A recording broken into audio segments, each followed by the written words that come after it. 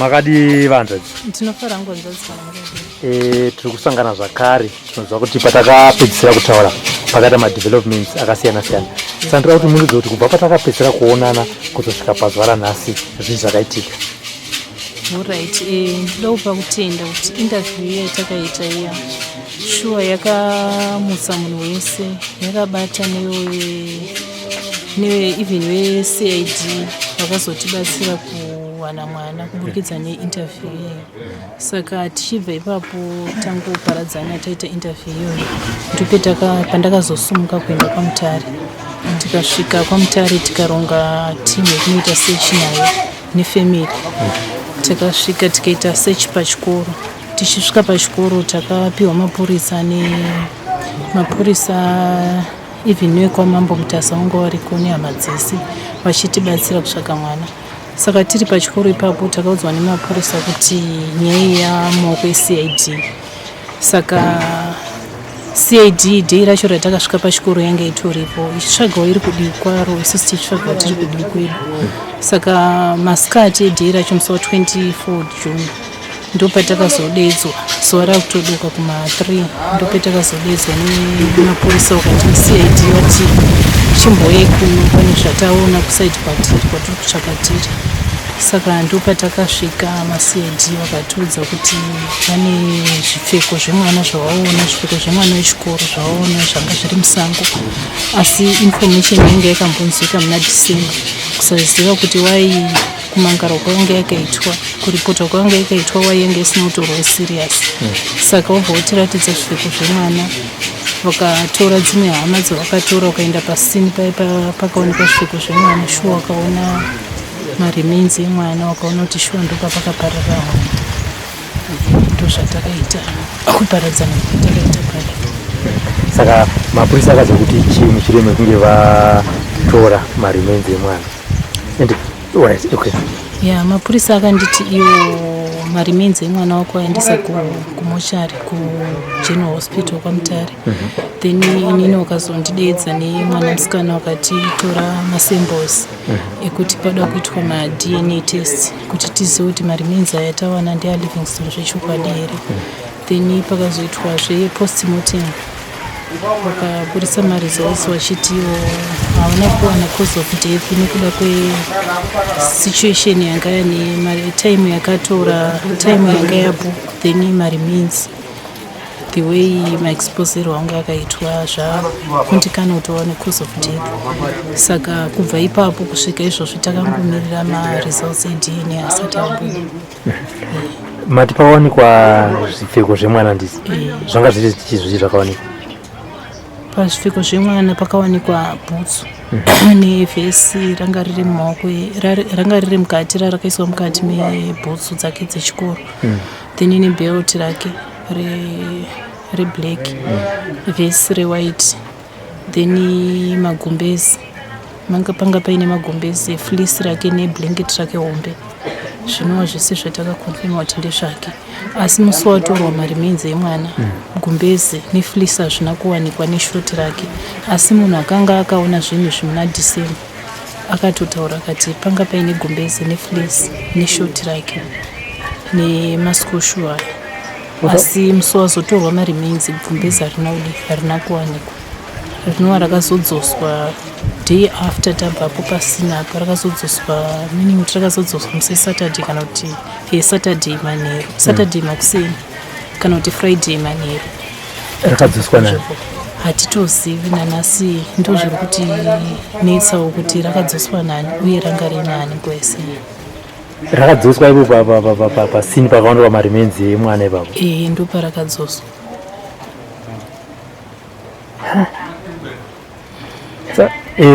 Amene takambonza ipo pamasocial media kuti pane mumwe munhu wemuarea imomo akaona zvipfeko izvi here kana kuti zvinhu zvemunhu kuti ngakuti muna December imomo nguva yekunzi yakashayikwa mwana, ndiye zvakare ari kunzi akazopa some kind of information yakazobatsirawo kuti maCID aendere mberi nenyaya iyi. Munhu anoti zvakafamba sei? Ichokwadi munhu inini ndakasangana naye akazouya kumba akandiudza kuti ndiri kubatikana nenyaya iyi nekuti inini ndakaona zvinhu izvi soon after Christmas. Ndikaudza maticha senior teacher wepachikoro akataura nezita. Senior teacher nevamwe teacher vakaudza vasangana kumashops kwano mwadoro kwaterera growth point iri padhuze nechikoro apa. Akamuudza akati sinzi tiri kunzwa kuti pari kushayikwa mwana paSt Mathias, pane zvinhu zvinoratidza kuti ndezvemwana wechikoro wepasonzo paSt Mathias sonzo, short reblue, maschool shoes eblack. Saka hanzi ndakaramba ndichingovapa information iyoyi asi havana kwavakaisa nyaya. Akatiye futi akazonotaura futi kumapurisa ekwaDC, akasangana neumwe zvemupurisa akauya neamwe mapurisa akarohwa mwana pachikoro, akasangana naye paroad block, akatomupa transport, akamuudza information iyoyo. Akazotaura futi ikoko police station ekwaDC. Saka iye anoti zvakazondigumbura bhozi pakazotanga nyaya yakutendera futi mumapepa. Mapurisa iwo kwaDC akazondifonera akati zvinhu zviya zvawakamboti wakazviwana muna December zvichiripo here. Saka zvinova zvinhu zvakamugumbura kuti wakundibvunza nyaya asi ndakataura wana kutora nyaya serious. Saka paakanoudza masenior teachers anoti yakapiwa mhinduro yekuti anoti masenior teacher aiti hanzi mwana akatiza akaenda namai vacho vakatora mwana kuenda naye kuSouth Africa. But panguva iyoyo December kusvika April ndakanga ndiri muZimbabwe ndichitsvaga mwana, ndikadzoka kuchikoro kanokwana katatu ndichitosangana headmaster vepachikoro vachindiona, asi iwo pavaiudzwa kuti pane zvinhu zvatiri kuona musango zvinenge zvemwana wepachikoro apa, vaiti mwana akatiza namai. Zvinova zviri kundirwadza kuti dai vakanga vandiudzawo information pendaidzoka pachikoro, maybe ndaigona kusangana nemunhu uyu. Ndakakwanisa kuona mwana wangu asati aparara maparariro atakazoona akaita. Saka muri kuti maticha akaudzwa kuti ndo zviripo, ivo vavapindura kuti ayo mwana akatiza namai yake akaenda kuSouth Africa, asi vachitokuona imi muchitombodzoka futi kuchikoro ikoko vasingakupei information. Vasingandipi information, vanombobvira vakandipa information iyoyo. Nekuti pendakadzoka pachikoro pekupedzesera, it was end of March, ndakasangana naheadmaster naReverend Tigere. Vakandiudza vakati imimi mailifi dzokerei kubasa, munoshandira Pride, munotsvagira Pride school fees nemari yeregistration, because registration zvikoro zvivhuru inenge yato in progress. Saka endei munotsvagira uyu fees, muchatadza kudzidzisa uyu. Livingstone pane paakatohwanda. It's either mateachers ari pachikoro panapa tiri kurwisana nawo hondo, tiri kurwisana nawo hondo dzakawanda, ndiwo wakawandisa mwana uyu. Ndio matauro akaita headmaster naReverend Tigere. Asi pendaifuratira ini ndichidzoka vaisara futi vachiti mai ndiye atiza nemwana. Zvinova zvinhu zviri kundirwadza kuti vairaisa that information vasina chokwadi. Ko pawakaudzwa kuti taona zvinhu izvi, kana nyaya yasvika kuna senior teacher, anova senior teacher wataifamba futi naye isusu usiku tichitsvaga mwana, meaning kuti nyaya iyi yakatosvika kuna headmaster. Senior teacher hapana paizonzwa information achinyarara naye asingaudzi headmaster.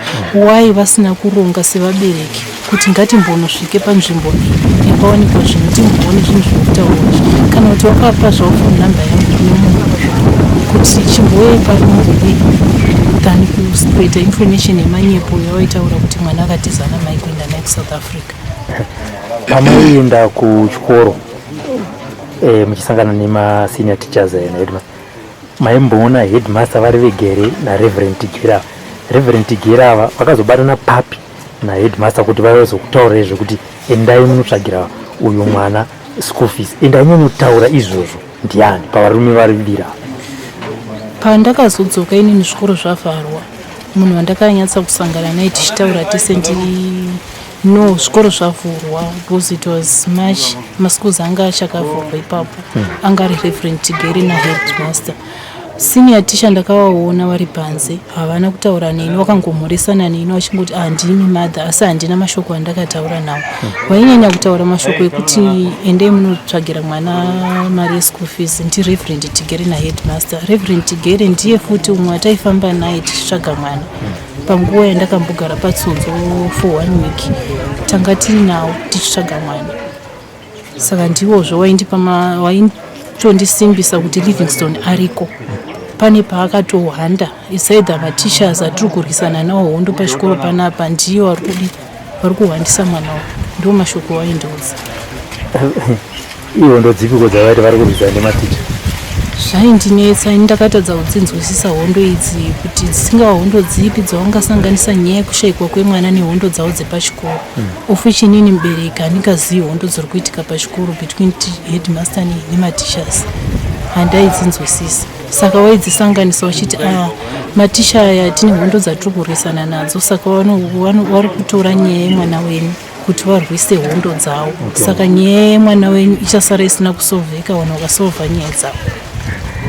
Handei kumapurisa munhu iye zvakare mati aiti akanoudza masenior teachers kuti ndipane zvinhu zvandakawana hapana action yaitorwa, mapurisawo achiudzwa hapana action yavaitora. Makambona here mukana wakavabvunza kuti ko imimi mapurisa mushure mekunge pazowanikwa maremainza, ko maimboudzwa wani nemunhu wekuti ndo zviri kuitika, sei makanga makainetera nyaya iyi, sei manga musingatori matano? Mapurisa sofa handisati ndaona mukana wekutaura nawo, handisati ndaona wandati ndataura nawo kuti ndowabvunza kuti after zvazowanikwa izvi nezvamaiudzwa kuti pane zvakawanikwa musango, wai musina kutora nyaya yeserious nekuti hapana police station yange isina nyaya iyi. Kwamutare kumurawa yange yako, kwadc kwacho yange yako, kunyanga nyaya yange yako. Saka handizivi kuti wai vanhu vasina kutorawo nyaya iserious, asi kuti waingotora nyaya yekuti mai wakatiza nemwana ndiyo nyaya waitora serious. Musi wamaitsvaga mwana musi wakazowanikwa, vepachikoro vakanga varipo? Vanga vasiripo ende vakaratidza vanhu vakaita sevanhu vasingandizivi. Taitorambidzwa chiri kupinda pachikoro kuti tibvunze mibvunzo yatinayo, kuti tibvunze school authority kana headmaster, nekuti tisati taenda kuseshi takatotanga takumbira permission kuna DSI, Ministry of Education. Vakatitendera vakati endai.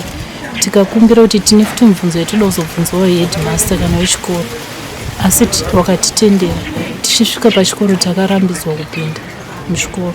Kusvika tazofona futi kuna DSI tikamuudza kuti tine mibvunzo iya yatakakumbira kuti toda kubvunza headmaster patiri kurambirwa. DSI akati waratidzei mamessages angu, muwaratidza kuti DSI ndivo vatitendera nyaya iri between imimi nawo, toda kuti mwana awanikwe. Vanogoramba sei kuti muwabvunze mibvunzo iyo nyaya iri pakati penyu nawo? Saka ndo patakazotenderwa kupinda. Tikatolimitwa nhamba yekunzi mungatongopinda muri 3 ende tinokupai nguva yakati kuti mubude. Tiri mumeeting navo vechikoro, headmaster wanga wasiripo, ainzwa kuenda kumeeting nemaheadmasters Victoria Falls. Takaona deputy headmistress, SDC committee yange iripo, nematishers anga ari on duty day rakarohwa Levi apinda mutakishop wechikoro anga waripo vese, but hapana matishers akanyatsa kutigamuchira zvakanaka. Headmaster Tigere ndiye akanzi ndiye achava mutauriri waheadmaster. Vaingondiudza mibvunzo, vaingondipindura kuti headmaster vane full information, vane proof yekuti pakurohwa kwemwana kana kuti pakuenda kwemwana kumapurisa maiwirirana. Vakatodaro vakati mufoni headmaster vanazvo, proof watori nayo information, ndiye munhu aipindurira headmaster. Hapana mumwe munhu akakwanisa kutaura nesi. Kusvika mapurisa azoya akatidaidza akati chibuda inguva yenyu yakwana, madaidzwa neCID wati pane zvawava kuda kutaura nesu, pane kwawanikwa pane zvawanikwa zvauda kuti tione. Ndiyo nguva yange yawanikwa maremains emwana. Chitudzai kaproof ina headmaster iri pakati penyu naheadmaster imimi inoratidza kuti maiwirirana zvaitwa kumwana. Proof iyo ndiyo ndiri kutoshaya kuti iproof ipi yavari kuti ndinayo yekuti takatenderana kuti mwana ari kuendeswa kumapurisa. Ini ndakatendera kuti mwana wamuendesa kumapurisa nekuti headmaster wakandiudza mwana ati wakumapurisa already. Vakati Livingstone tamuisa kumapurisa. Vakaita kufona kana vakanyora iri message? Vakaita kunyora iri message. Ndobva ndatopindura pendakaona kuti message iri kunonoka kudhilivha kwavari, ndobva ndafona. Vakatonditi wai mama musikadairi foni, ndikati no ndandiri kubasa, foni yangu yange yakadzima.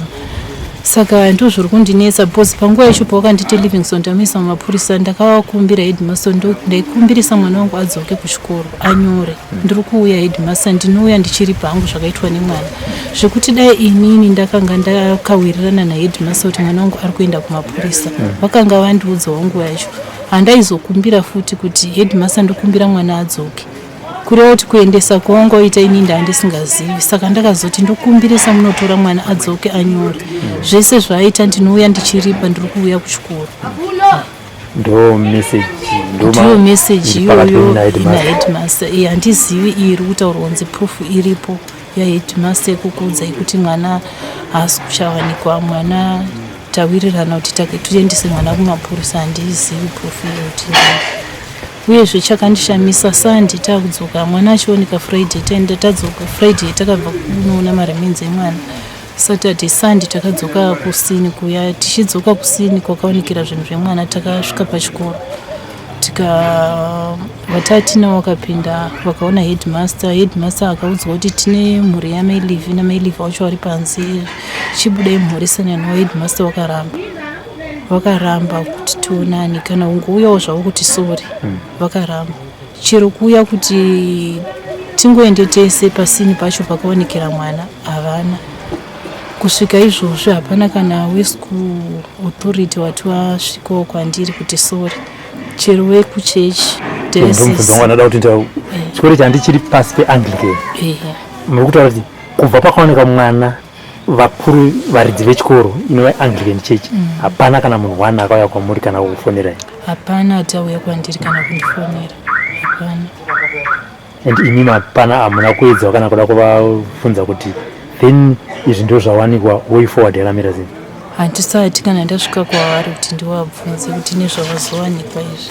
Ndaitarisirwa kuti sevanhu vanga vaine chokwadi chekuti panguva yaitendera manyepo ekuti mai ndiwo nemwana vanga vachazouyawo kwandiri vachiti sori nezvadii nezvazobuda. Ndozvandaitarisirawo sekutiwo inini kumaofisi kwavo ndakatombosvika ndikaona reverend ichikomba ndikaudza nyaya yangu it was January, nyaya ichiri kutanga but haana kuitora futi serious. Vakatoti mwana wenyu mimarunza akatiza, mwana wenyu arunza ane mhosva chichi. Ndikaudza kuti mwana wangu akaenda arowa kukana akanosangana netsaona kumberi, kukana akanofa. Vakatondibvunza vakati akuudzai kuti akafa ndiani? Ndikati nereason yekuti mwana haasi kufona kwandiri, haasi kudzoka gumba, uyezve mwana akaenda arowa, hatizivi pamwe akanosangana netsaona. Saka wakangonditi achisiyai foto rake ndingokandawo magroups andiriwo pamwe zvingabatsira, asi ndega ndandatongoona kuti hapana nyaya kutora serious. Tichitarisa chitiko ichi toziva kuti vabereki kazhinji munenge kana kuti mine mawhatsapp group emaklasi kana echikoro anenge achingotaura nyaya dzakawanda dzinoenderana nezvinhu zvinenge zvichiitika kuchikoro. Vamwe vabereki vari kuitorawo sei nyaya iyi? So far magroups angu andiri, vamwe vabereki vari kubatikana bhozi vabereki vazhinjiwo vachiendesa mwana boarding. Unenge uchitarisirwa boarding is a safe place. Chero uri kwauri uchishandira kure sezvandandichiita kuti ndaishandira South Africa, unenge unotoshanda ukasununguka uchizoti mwana wangu ari mumaoko akanaka. Unenge usingatarisiri kunzwa zvinhu zvakadai. Saka vabereki vese vazhinji vatongova nefiye kuti boarding school ichiri safe here nechitiko chataona ichi. Hatimende kumapurisa, mapurisa ndoko makanoreporta nyaya, ndo mapurisa here same amakazoenda nawo kunotsvaga pakawanikwa mwana? Aiwa, wasiriwo. Zvakaitika mapurisa uyu munhu akaona zvinhu muna December anoti paakazoona nyaya yekutendera futi mapepa akazochinja kwekuno tsvaga rubatsiro, akabva audza maCID eCash of Valley. maCID eCash of Valley ndiwo akazofonera wekuinyanga obva wasangana vachienda kutsonzo. Ndakamubvunza ndikati chakaita kuti musiye kwese uku, musiye maCID ari pamurawa chii? Akati ini ndakatofirira kuti vanhu ava pane zvavari kutsikirira, saka regai ndifone kune avo vari kure kuCash of Valley. Then uCash of Valley vazodaidza vamwe maCID ekunyanga vachizoenda pasini papa. Wosamura kuti munhu wekuona zvinhu akatozoona kuti aya mapurisa hapana help yaari kundipa, rega nditinda kunorimangana ari kure ndo akatozozumidza nyaya yekuti muzokwanisa kubatana nawo munotsvaga. Nekuda kwekuti anga ambotaura ataura futi zvichichaya basi, achitoti mukuru wacho wemabuyu mupurisa umwe akauya pachikoro apa aitomutakura paroad block achitomuudza nyaya every time. Iyo masenior teacher asangana zvinaye, handina kutaura kawanda, ndakatotaura kakawanda. asi zvakandishamisa ndezvekuti havana zvavaita. Saka azonzwa manje kuti pachikoro pane nyaya yekurohwa kwemwana chichi akafila kuti no vanhu pane kutsikirira kwenyaya. Saka regai ndinomangara ukukura ndisiyane nemapurisa emamutare andimbotaure kunzvimbo imwe iri out of ari kura. Okay, saka ndo vakazokufonera kuti chiuya kuno kuti tifambe pamwe chete. Ndo wakazotidaidza tatitori pachikoro iwo watoripo. Saka ndiwo wakazodaidza kuti vanga watozvinzwa kuti family nevamwe vanhu vari kubatsirawo varipo pachikoro. Saka pawakangoona zvawakaona pautoya pautoripota kuti ngaumbouye kuno kusearching team tione zvataona kunoko. Saka kubva pakaonekwa maremains aya, iyo mapurisa ekutanga ari padhuze nechikoro anga achiziva nyaya kana kuti mapurisa wacho akapedzisira kuonekwa aine mwana, makambokwanisa kuwana mukana wekutaura navo kana kuti ivo vakambotaura neni? Havasati wataura neni, havasati. Even musoise ichocho handina kuwaona, handinawo ndakaona pastesheni iyoyo. Ngatiti maona mukana wekutaura ngatitange pana headmaster vaitaura kuti no, endai munotsvagira mwana, endai kudzokera kuSouth Africa munosenza, munotsvagire mumwe mwana mari yeschool fees. Kuri kunzi nhasi maona mukana wekutaura navo headmaster aya. Ndoziva kuti video vanogona kuiona. Mashoko amukade kutaura navo kana mibvunzo yamunayo kuna headmaster ava ndeyekuti chii? Mibvunzo yandinayo kuna headmaster ndeyekuti ndoda kubvunza pamanyepo aitendera kuti mai ava vane mwana vakatiza nemwana kuenda naye kuSouth Africa. Ini ndakasvika paSt Matthias musi wa12 December, mwana ashaika musi wa6 December. Saka ndoda kubvunza kwavari kuti chavaizoita kuti ivo reason yavaiita yekumhangara kwese kwandaienda kunoti nditsvagewo rubatsiro vachireisa manyepo ekuti mai ava vane mwana ndandazosangana naye kupi? Mwana iye akashaikwa musi wa6 December ndisiri muZimbabwe, ndikazosvika musi wa12 December. Chikoro ichi chine varidzi veAnglican. Kubva pakaonekwawo maremains hapana kana sekutaura kwamaita kuti vakambokufonerai kana kuti uyai kuno tigare pasi timepe kana way forward kana help yavakakupai. Chamukadiwo kuvataurira vakuru vechikoro ava ndechekuti chii? Sorry, that chikoro ichi ndecheAnglican, chine vakuru vacho veAnglican. Tingati kubva pakaonekwa mwana hapana kana pakaonekwa maremains aya, hapana kana help yavakakupai, hapanawo zvakare zvavakambokufonerai kana kuti vati sorry sekutaura kwamaita. Mibvunzo yamungade kuvabvunza kana kuti message yamungade kuti isvike kwavari ndeyekuti chii?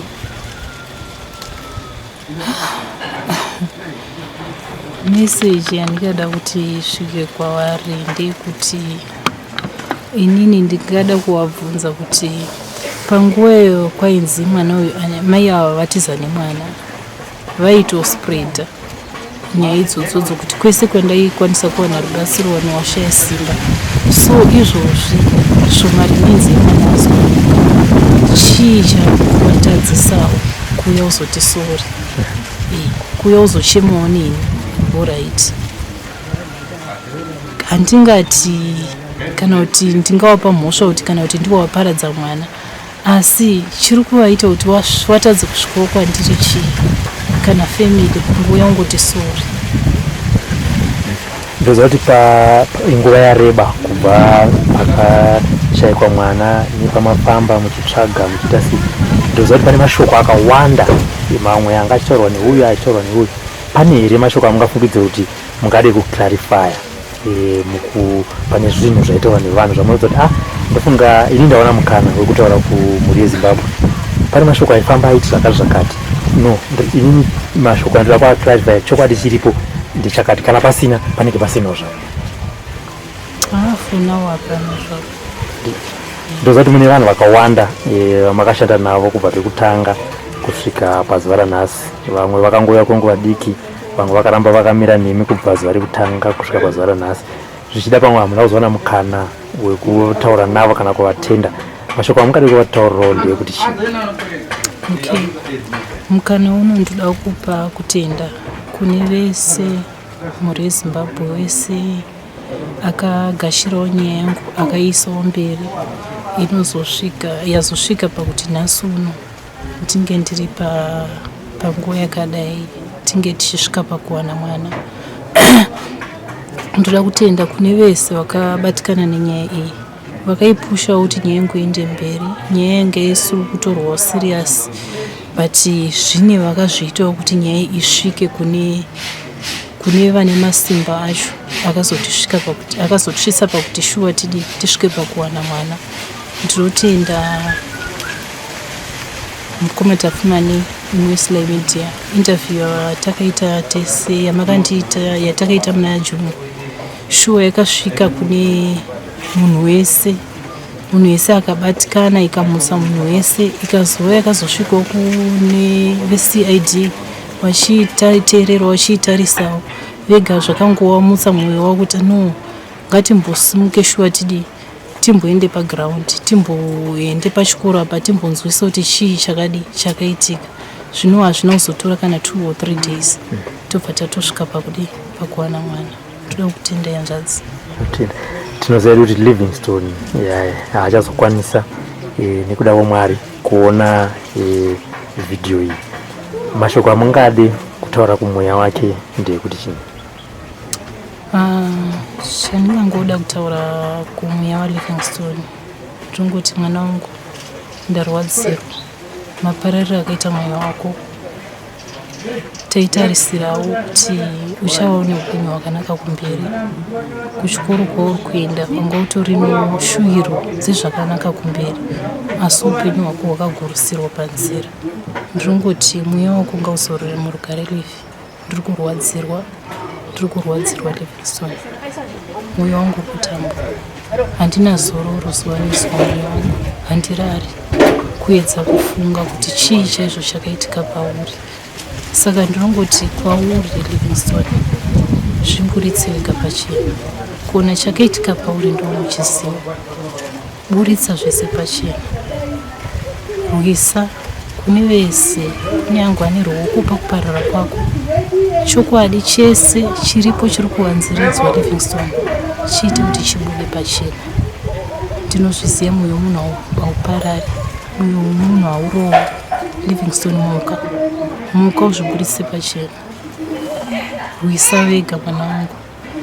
Ndaishuwirawo kuti ndichazovigwa newe, asi hazvina kuzoita seshuwiro yandaifungira. Mwoyo wangu uri kurwadza. Ndinongoti kwauri soro rako murugare.